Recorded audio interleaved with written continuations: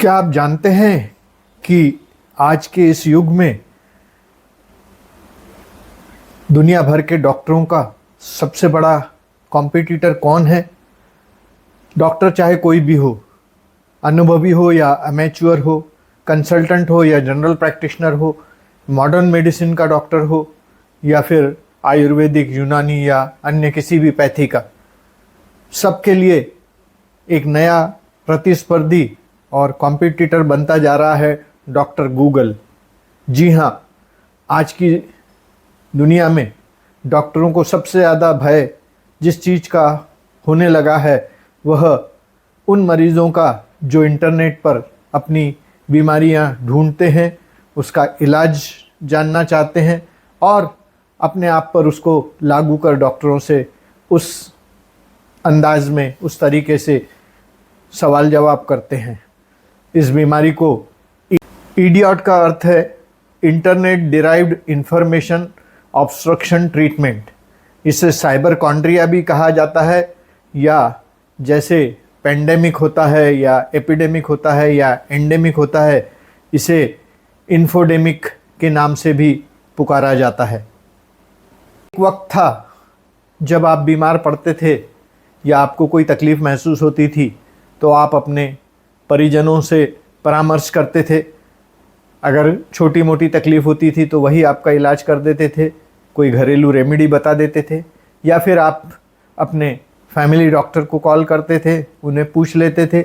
यदि डॉक्टर को लगता था कि ये रूटीन है और इसमें कोई ख़ास जांच की ज़रूरत नहीं है तो वो आपको फ़ोन पर भी इलाज बता देते थे, या फिर आप उनसे जाकर मिल लेते थे। मगर आज ऐसा नहीं है। जब भी किसी शख्स को कोई तकलीफ़ होती है तो वह सबसे पहले कॉल करता है डॉक्टर गूगल को। जी हाँ, वह अपनी बीमारी का इलाज या तो सोशल मीडिया पर ढूंढता है या इंटरनेट के विभिन्न सर्च इंजन पर, जहाँ से वह आधी अधूरी, अपरिपक्व, अपरिष्कृत जानकारी इकट्ठा करता है। और न केवल इकट्ठा करता है बल्कि उन पर भरोसा भी करता है, और वह भरोसा उसके अपने डॉक्टरों से भी ज़्यादा होने लगा है। यह वास्तव में एक खतरनाक ट्रेंड है जिसका आने वाले समय में क्या दुष्परिणाम होगा यह कोई नहीं कह सकता। माना कि इंटरनेट आपको सूचना के अधिकार प्रदान करता है या आपको अपडेटेड रख सकता है, आपको दुनिया की किसी भी चीज़ के बारे में जानकारी दे सकता है, मिनटों में आपको दुनिया के किसी भी कोने में पहुंचा सकता है। आपका खत, आपके संदेश, आपकी तस्वीर, आपकी आवाज़, आपकी बातचीत, सब कुछ इंटरनेट के माध्यम से सिद्ध होने लगी है, और वह भी तुरंत और बहुत ही कम खर्च में। मगर अब यह इंटरनेट का दुरुपयोग अपने इलाज के लिए, अपनी बीमारी को ढूंढने, समझने, जानने के लिए, अपने आप से ही बीमारी का निदान करने के लिए और उसके संभावित हल ढूंढने में ज़ाया हो रहा है, जो कि अनुचित बात है। क्योंकि जहां इंटरनेट के, इंफॉर्मेशन टेक्नोलॉजी के अपने अपने फ़ायदे हैं तो कई गंभीर नुकसान भी हैं, और उसमें एक नुकसान यह डॉक्टर गूगल या इडियट सिंड्रोम का भी है। जब आप डॉक्टर गूगल से अपनी बीमारी के बारे में परामर्श करते हैं, उसके बारे में ढूंढते हैं, तो ये जानकारियाँ पूरी तरह से सत्यापित या एंडोर्स नहीं है। कई में आधी अधूरी जानकारी होती है, कई में जानकारी में कई प्रकार के कॉम्प्लिकेशंस बताए जाते हैं, क्लिष्टता होती है, क्लियरिटी नहीं होती, कई प्रकार के भ्रामक विज्ञापन होते हैं जो व्यक्ति को न केवल डराते हैं बल्कि धमकाते भी हैं कि यदि आपने ऐसा नहीं किया तो आपको ये हो सकता है, आपने ये नहीं किया तो वो हो सकता है। तो इंटरनेट के द्वारा अपनी बीमारी का हल ढूंढना या अपनी बीमारी का पता लगाना मनुष्य को कई तरह के स्ट्रेस और डिप्रेशन में ले जा रहा है। तो आइए देखते हैं कि ये डॉक्टर गूगल किस तरह से व्यक्ति को परेशानी में डाल सकता है। इंटरनेट की लत या इंटरनेट एडिक्शन 3 प्रकार से देखा गया है। पहला, अत्यधिक गेमिंग। लोग ऑनलाइन गेमिंग में अपने दिन के कई बहुमूल्य घंटे और पैसा बर्बाद करते हैं, या फिर वो कई तरह के यौन क्रीड़ा देखने में व्यस्त रहते हैं, या फिर वे बहुत ज़्यादा ईमेल या टेक्स्ट मैसेजिंग करते हैं, तो जिसकी वजह से उनके हर रोज़ बहुत सारे कीमती समय का नुकसान होता है। उसी के साथ में लोग अपना इलाज भी गूगल पर ढूंढते हैं, इंटरनेट पर ढूंढते हैं, मगर वे नहीं जानते कि जब आप किसी बीमारी का नाम डालते हैं या बीमारी का हल पूछते हैं तो उसमें कई चीज़ें ओवरलैप होती हैं। मतलब वह इस एक पर्टिकुलर बीमारी में भी दिख सकती है और वह कई अन्य बीमारियों में भी पाई जाती है। तो इसके साथ जब ये दोनों बीमारियों के सिम्टम्स एक साथ मिल जाते हैं, जिसे ओवरलैपिंग कहा जाता है, जिसके वजह से मरीज़ को लगता है कि उसे ये सब सारी बीमारियां हो गई हैं, जबकि उसे एक मामूली बीमारी होगी, या फिर उसकी बीमारी के लक्षण बाकी ओवरलैप्ड लक्षणों से बिल्कुल मिलते नहीं होंगे। मगर जब वह इंटरनेट पे इन सब की सूची देखता है तो उसे लगता है कि उसे ये सारी बीमारियां हो गई हैं, और जब वह गलत इलाज करता है, खुद ही बाज़ार से दवा ख़रीद के ले आता है, क्योंकि हमारे भारत में बिना प्रिस्क्रिप्शन के भी आपको जो चाहिए वो दवा मिल जाती है। वह खुद ही लाकर घर में खा लेता है, और जब उसके दुष्परिणाम सामने आते हैं तो उसे यह भी नहीं पता होता है कि डॉक्टर को क्या बताया जाए कि उसने कौन सी दवाइयाँ खाई थी, कितने डोज में खाई थी। जब आप अपनी बीमारी के लक्षणों को इंटरनेट पर डालते हैं तो इंटरनेट आपके सामने एक संभावित डायग्नोसिस या निदान की सूची लिस्ट पेश कर देता है, जिसमें एक सामान्य बीमारी से लेके आपको कैंसर या एड्स जैसी बीमारी तक के नाम उसमें शामिल होते हैं। तो आप यह पढ़ के चिंतित हो जाते हैं कि शायद आपको कोई कैंसर तो नहीं हो गया है या कोई ऐसी असाध्य बीमारी नहीं हो गई है। हालांकि इन असाध्य बीमारी में आपके द्वारा महसूस किए गए लक्षण हो सकते हैं, मगर ज़रूरी नहीं है कि ये जो लक्षण आपको हो रहे हैं वो आपको उस असाध्य बीमारी के बारे में ही निदान कर रहे हैं। जैसे कि कोविड के दौरान लोगों को इंटरनेट पर यह बताया गया कि हाइड्रोक्विनोलोन या क्लोरोक्विन यह कोविड के लिए रामबाण दवा है। हालांकि बाद के निष्कर्षों में पाया गया कि इससे किसी को कुछ फ़ायदा नहीं हुआ। उसी तरह कई बीमारियों में ब्लीच पीने की सलाह दी जाती है, जबकि यह अत्यंत घातक सब्सटेंस है, जिससे आपके गले के अंदर और अन्न नलिका में छाले हो सकते हैं। उसका पैसेज हमेशा के लिए नैरो हो सकता है, अवरुद्ध हो सकता है। मगर आधी अधूरी जानकारी पाकर लोगों ने खुद ही उस इलाज को करना शुरू कर दिया था। इडियट सिंड्रोम में जो अन्य एक बात देखने में आई है वह यह कि लोगों का अपने डॉक्टरों से ज़्यादा भरोसा अब डॉक्टर गूगल पर हो गया है, क्योंकि वह आपको घर बैठे सुविधा प्रदान कर रहा है, आपसे कोई विशेष फीस नहीं ले रहा है, न ही आपको उसकी क्लिनिक में लंबे समय तक बैठकर इंतज़ार करना है, और उसमें दी गई हिदायतों को पालन करना है। तो जब आपको घर बैठे ही इलाज आसानी से हासिल हो रहा है तो क्यों भला कोई इलाज करने जाए।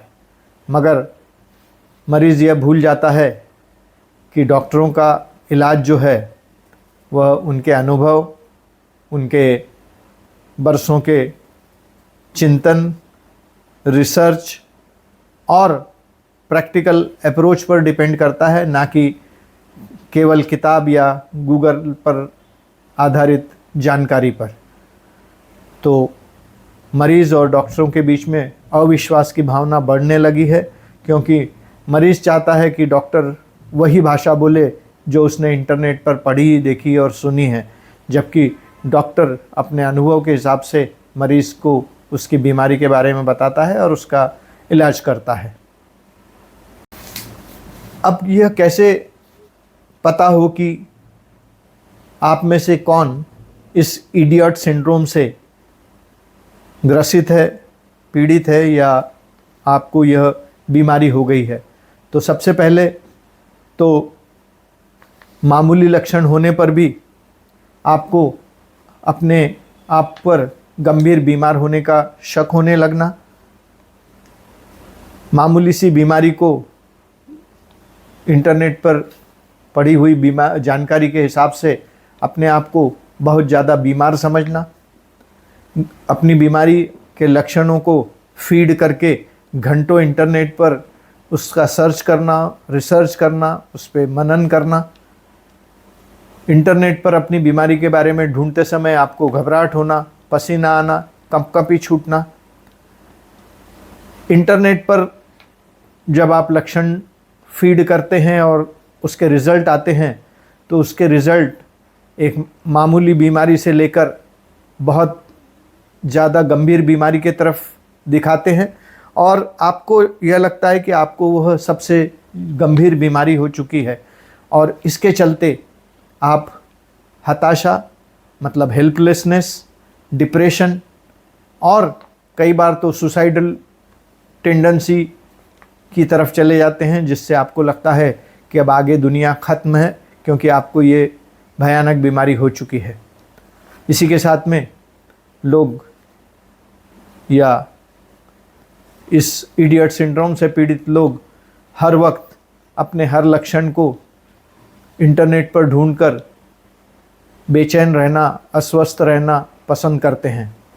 तो यदि आपको इनमें से कोई भी लक्षण दिखाई दे रहे हैं या आपकी आदतें वैसी हैं, तो समझ जाइए आप भी इस इडियट सिंड्रोम से पीड़ित हैं।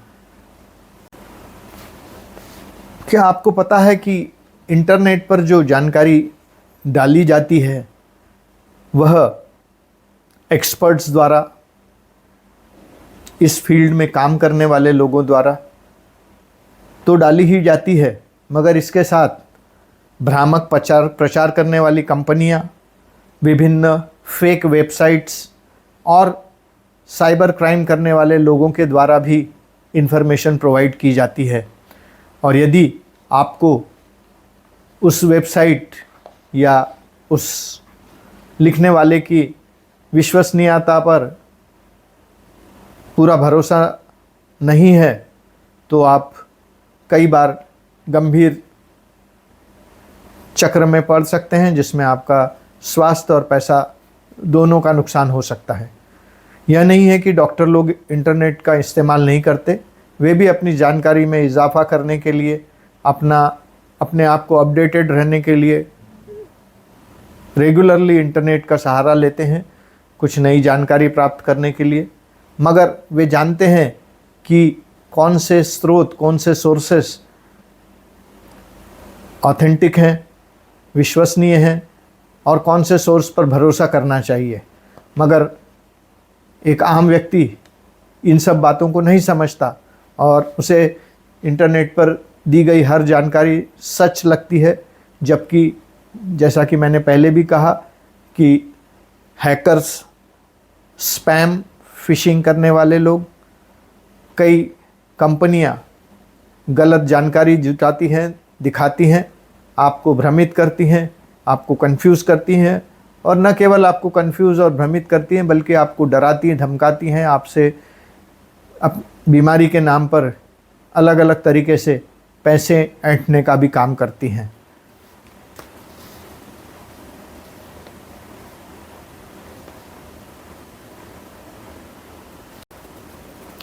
अब आप कहेंगे कि क्या इंटरनेट पर प्राप्त सारी जानकारियाँ झूठी, भ्रामक और कंफ्यूजिंग है? तो ऐसा नहीं है। इंटरनेट पर बहुत सारी जानकारी ऑथेंटिक हैं, क्योंकि वे ऑथेंटिक लोगों द्वारा आधिकारिक रूप से रिसर्च के द्वारा, चिंतन मनन के द्वारा, वर्षों के अनुभव के बाद में लिखी गई हैं, डाली गई हैं। और ज़रूरी नहीं कि ये सब चीज़ें भ्रामक हों, कंफ्यूजिंग हों, मगर ये आप कैसे जानेंगे? आपको नहीं पता कि कौन सी जानकारी किसने दी है और वह कितनी सटीक है।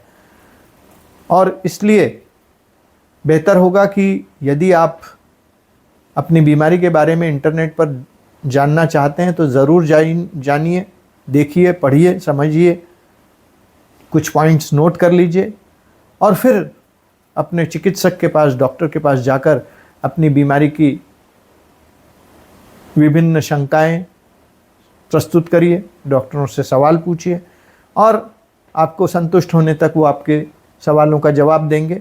मगर ये मत भूलिए कि डॉक्टरों का जो जवाब है, उनकी जो चिकित्सा पद्धति है, वो उनके वर्षों के अनुभव पर आधारित है, उनके मरीज़ों के साथ हुए संवाद, फीडबैक, रिजल्ट्स, मरीज़ों के प्रतिक्रिया, इन सब पर निर्भर करती है।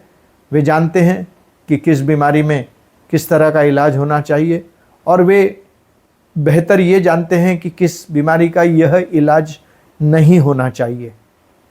माना कि हर डॉक्टर पूरी तरह से परफेक्ट नहीं होता, उसमें कुछ न कुछ कसर कमी हो सकती है, उसे सब चीज़ों का ज्ञान नहीं हो सकता है, मगर उसे इतना ज्ञान ज़रूर होता है कि वह किस अवस्था में मरीज का इलाज ना करे, कौन सी दवा ना दे।